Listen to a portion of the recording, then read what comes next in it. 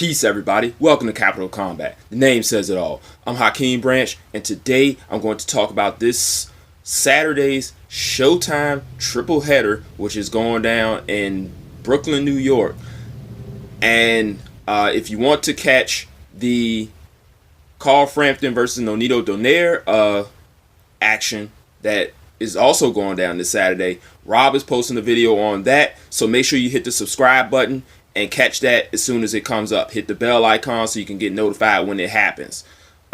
Before I get into all of that, I do want to let you guys know, maybe about a month ago, Rob and I lost our best friend and brother, someone who helped get us started in this Capital Combat journey, taught us how to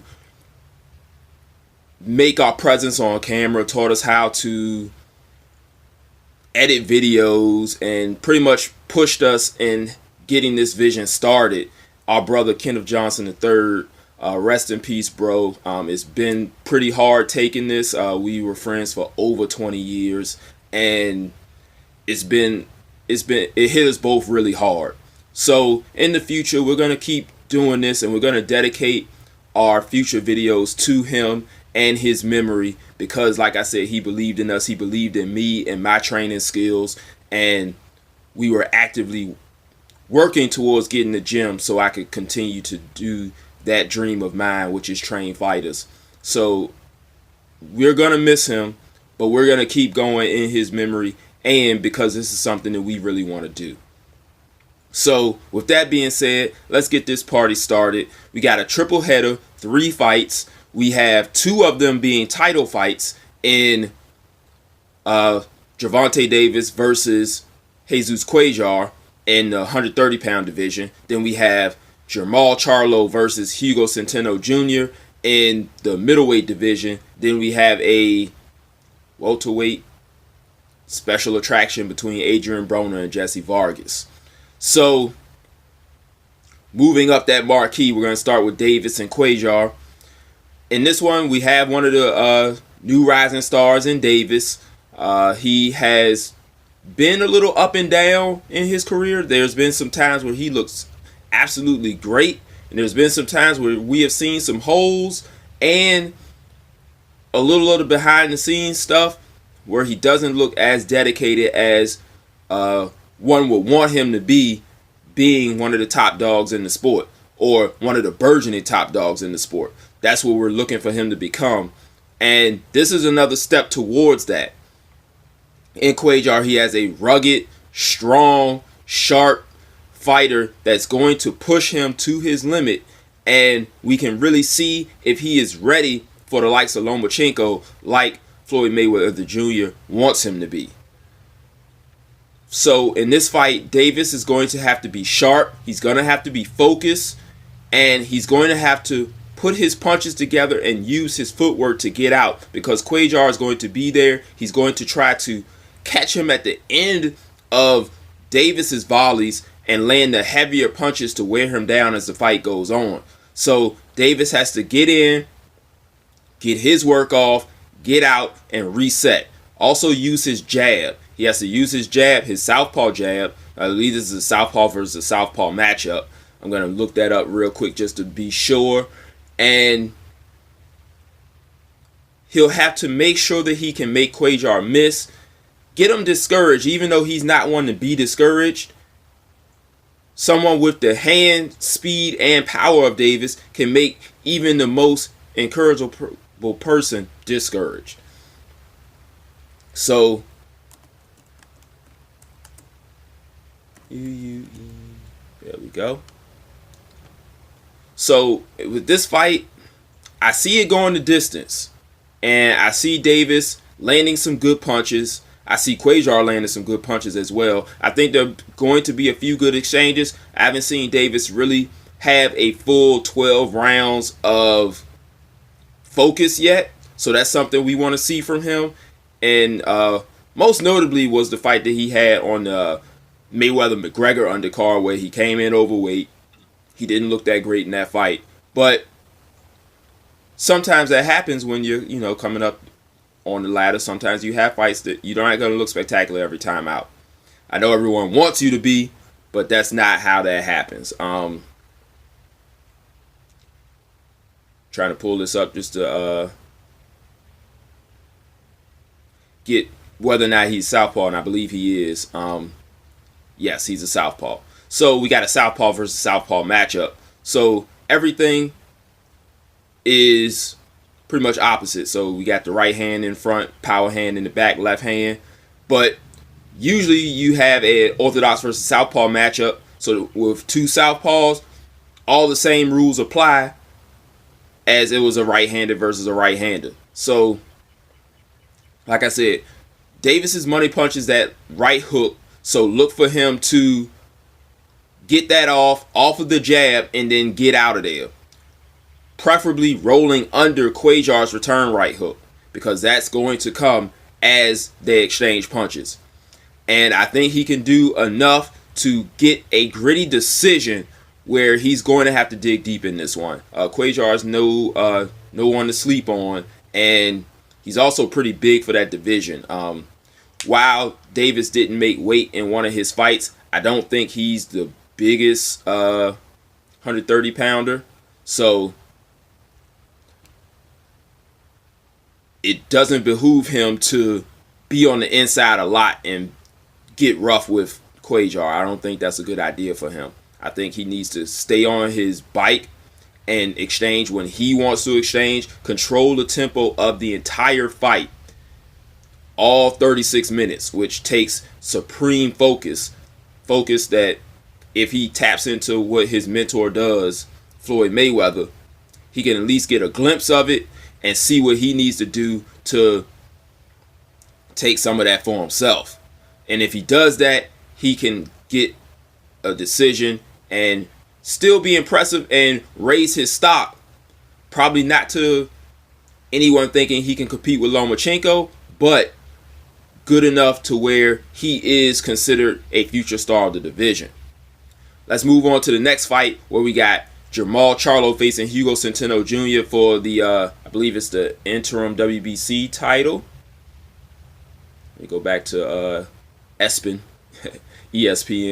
and check that out real quick. Yep.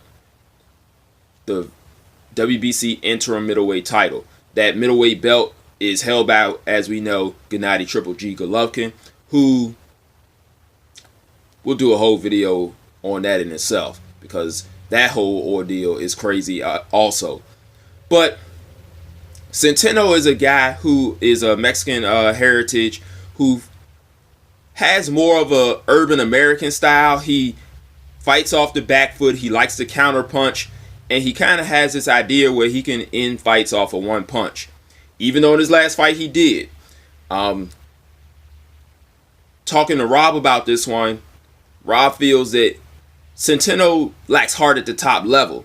Whereas if you can discourage him, he will wilt, and not in a Victor Ortiz type of wilt, but he will go into a survival mode and not try as hard as he was in the beginning of the fight. Now, we haven't had a lot of evidence of that. We had the Julian Williams fight where a lot of people say he quit. Then we had the Suyevsky fight where he was knocked out, and towards the end of that one, he really wasn't doing a whole lot to really try to pull that fight out and come back. But to me, it looked like he was still trying for that one-punch knockout. Now, in his fight versus Emmanuel Alim, full disclosure, that is a friend of mine. I worked with him in the amateurs, and I love that young man very much. So that was a heartbreaking one for me. But he was doing well in the fight, but Centeno showed that one-punch power in that fight, whereas he kept trying to land that counter hook, and the one time Alim made the mistake and not had his hand up to counter that counter hook, he paid the price for it. So at times Centeno has shown that power because Alim has a very good chin. And outside of the what's my man's name? The guy that he beat in to win the WBC silver title, the name escapes me right now, but that was the only fight that he was hurt in. prior to losing to Centeno. So, like I said, Centeno does have pop. Unfortunately, the person he's fighting, Jermell Charlo, is bigger, longer, stronger, more powerful. All the attributes are in Charlo's corner. He has a better jab. He's got quicker hands. He's got more pop. And if you come to him, he will knock you out a la Julian Williams. If you try to box him and stay away from him, he can still knock you out. Like in his last fight versus, let me pull that up real quick, because those names, Sebastian Highland, Jorge Sebastian Highland. Even though that one was kind of, he was a little hurt in that fight as well. I think he suffered an injury. But anyway, he can stop you either way. Wilkie Camphor was a guy who tried to box with him also. But like I said, all of the positives favor Charlo in this fight. So this one, Rob and I are both seeing Charlo by stoppage in this one. Between 5 to 8 rounds. Like I said, all the intangibles in Charlo's court: bigger, stronger, faster, more powerful, more upside.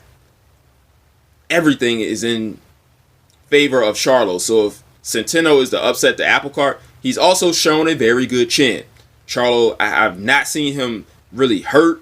I have seen him have trouble. He had a little bit of trouble with Austin Trout, but Austin Trout is a former world champ and is very good at what he does.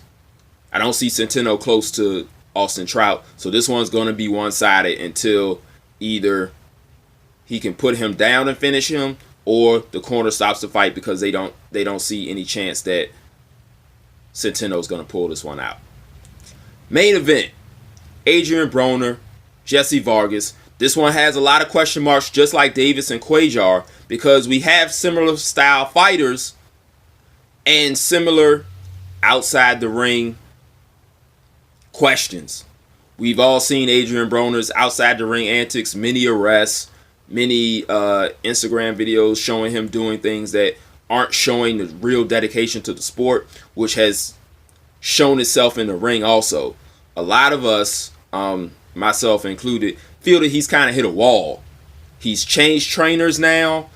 We'll see if that helps, but a lot of his antics have kind of shown that he's probably gone as far as he's going to go skill-wise in the sport.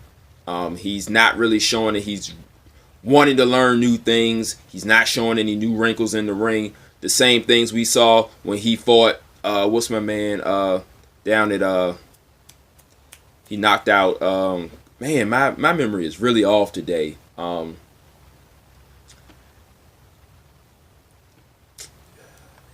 Adrien Broner.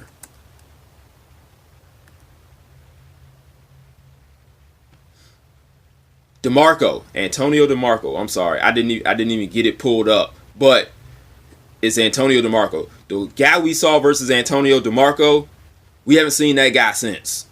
Ever since then, he's kind of, the work rate has gone down, the accuracy has gone down. He's more of a showman than a prize fighter and someone who is looking to be a top draw in the sport. Well, not a top draw in the sport, but a top dog, one of the best champs, an undisputed champ, pound for pound conversation. He's not showing that he wants to even be in that conversation anymore. Really, he's just in there to entertain and make a lot of money, and that's fine if that's what he wants to do. If that's what he wants to do, that's cool. It's his life, it's his brain. Let him do it. Jessie Vargas, on the other hand, still is trying to be great. He's one of those guys who gets to that level but never quite gets over.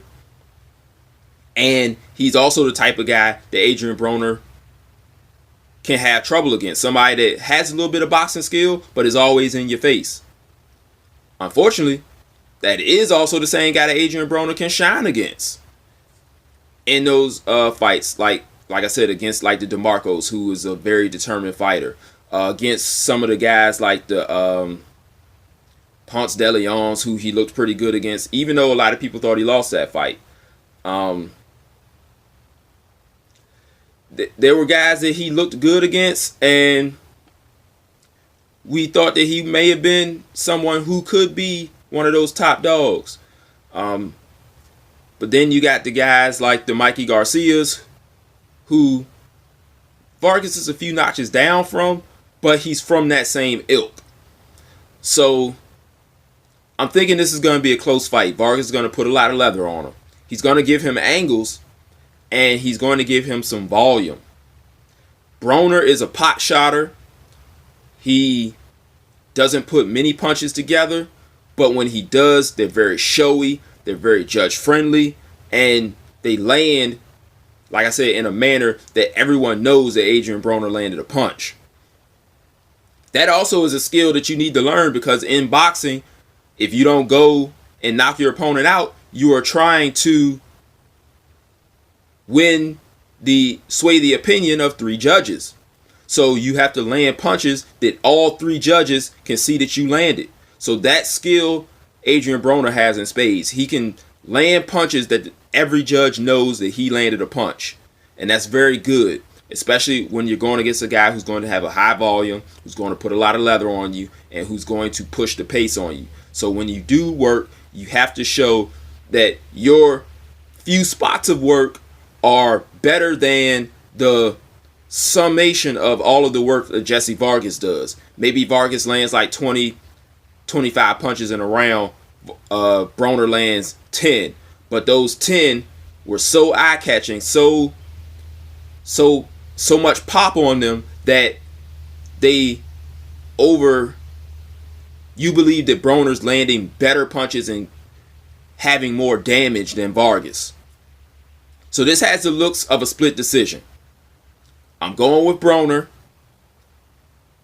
Like I said, split decision. This one's going to have the crew, the judges, press row, everybody's going to be split on this one. And it's going to be a gritty performance. One that could go either way. But I do see that the judges side with Broner and give him the split decision nod. So that's it, guys. Hope you liked this video. It went on a little longer than I anticipated. My memory is shot today. I'm really sorry about that. But make sure you leave your thoughts on the fights below. Who do you think's going to win? What skills do you think each fighter is going to employ to win those fights? And hit us up if you have any questions. Hit us up as well. Follow us on all our social media platforms at Capital of Combat. And we will see you guys in the recap. Don't forget to check out Rob's video on Nonito Donaire versus Carl Frampton also. And you've already lost. They don't seem to see that everything we've done is coming and gone. My fists are on fire. I perform till I perspire. My demons are in a rage. Keep thinking that it's a game. I kick crime, hurricane. I told them I don't play. I'm liquid. Black Street Fighter.